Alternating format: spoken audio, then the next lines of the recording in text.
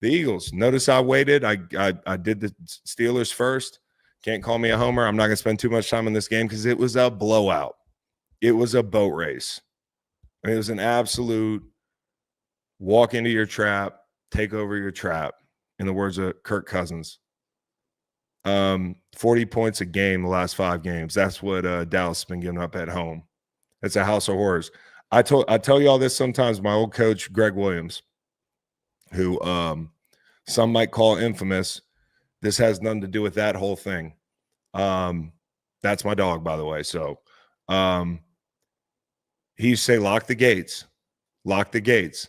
And that sounds like nothing. But when you got your foot jammed up somebody's ass for 60 minutes, it's kind of painful for the other individual. 3-legged foot race to the hospital. That's what my old football coach used to tell me. If you jump off sides, we're going to have a 3-legged foot race to the hospital. So that's what was going on in Dallas today. It's like you lock the gates in the NFL, and when things go bad at the end of that game, when Trey Lance is in the game and they're turning the ball over 5 times, and it's like I'm watching Mike McCarthy look at his play sheet, and the thought actually popped in my head. If I were Mike McCarthy, would I want to keep my job or get fired right now? Because honestly, the worst punishment I think Jerry Jones could put him through is to make him coach this team. Seriously. Honestly, this is worse than being fired. Jerry Jones is a fucking genius. He's diabolical. He's just going to, I mean, maybe he's fired by tomorrow. I don't know. But like, it is a shit show. That is a team with a star on its helmet. An entire generation of people like me grew up watching that team, and somehow we've convinced ourselves because of the media, there's a legacy media, that this team's still good or relevant. Like every year, even when they're not good. They've done this before. I mean, not this bad. I think the last time they were this bad was, we looked it up, 2015. I know they had a bad year in 2020, and Dak got hurt and everything a couple years back. But this team is a dumpster fire, man. It's bad. It's bad. Can we flex the Cowboys out of Monday night, please? Pretty please? Can we pass some sort of legislation wherein we don't hold America hostage? America's team has turned into like a team that holds you hostage. They had Romo on that game. And I know my birds are playing, but that's brutal. I don't want to watch that shit. We're going to feel like the Germans. No, that's what it was. The people in Germany, I'm telling you, you got to look into this. Fucking NATO, you got to look into this. No, for fucking with NATO. You got to look into this. That's an act of war. You don't send the Panthers and Daniel Jones to Berlin or wherever the fuck it is without expecting that a full-scale World War III is going to break out. You know what I mean? The quarterback play from Daniel Jones was incredible. And by that, I mean it's incredible that we subjected an entire international fan base to that game. There's people in fucking Halloween costumes, basically. It's just people dressing as like Trevor Lawrence and like other people that aren't even in the game. There's like jerseys of every team. People are just eating this shit up, and you serve them slop. You know what I mean? Yeah. Some more sloppy for you. Yeah. I like them sloppy. That's bad, dude. So really bad. But the Cowboys, man, they're the Keystone Cops. They called them Keystone Cops on TV.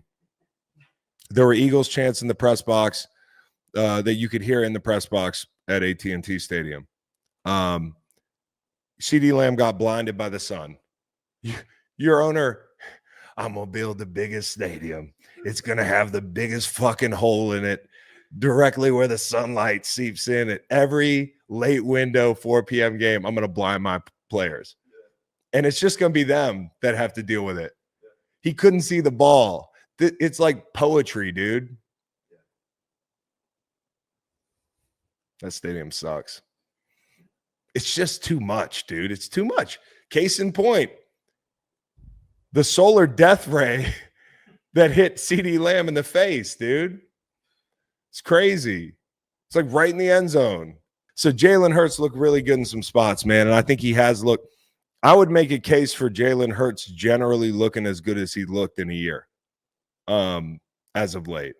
I don't know. It's not I didn't study it, but some of the balls he's throwing outside the numbers, that looks like, that looks like vintage, if there is such thing as a vintage Hurts, AJ Brown connection, the vertical passing element. And Saquon is must-see TV. Little scamper in the red zone, you catch, and it's like 7 yards, but it's like nobody makes you say wow like him with the ball in his hands every Sunday. And I thought the end of the half was such a huge moment.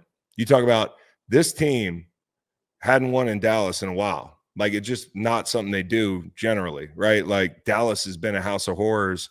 And for a team like the Eagles to come in and do this, where at the end of the second quarter, you're kind of like, fuck, are we leaving them in this game? And then to go 85 yards in 84 seconds or whatever it was, that was the big deal. And get Dak off the sideline, please. There was a moment late in this game. I don't know if y'all saw this. Dak has a hamstring that they said is bad enough. They might not play the rest of the year. And it's like off the bone, right? And he's standing on the sideline and dudes are running into him. Like he almost got trucked. They knocked the camera guy over and they're showing the replay. And I'm like, that's fucking Dak. Get him off the field. You said it. They still found a way to hit Dak. Get Dak hit. He's not even on the field. So the Eagles slayed the dragon. I feel bad for Trey Lance. I just do. Maybe he doesn't deserve to be felt bad for. He's got a pretty good life, the whole thing. But I saw like grown men about to cry in that stadium.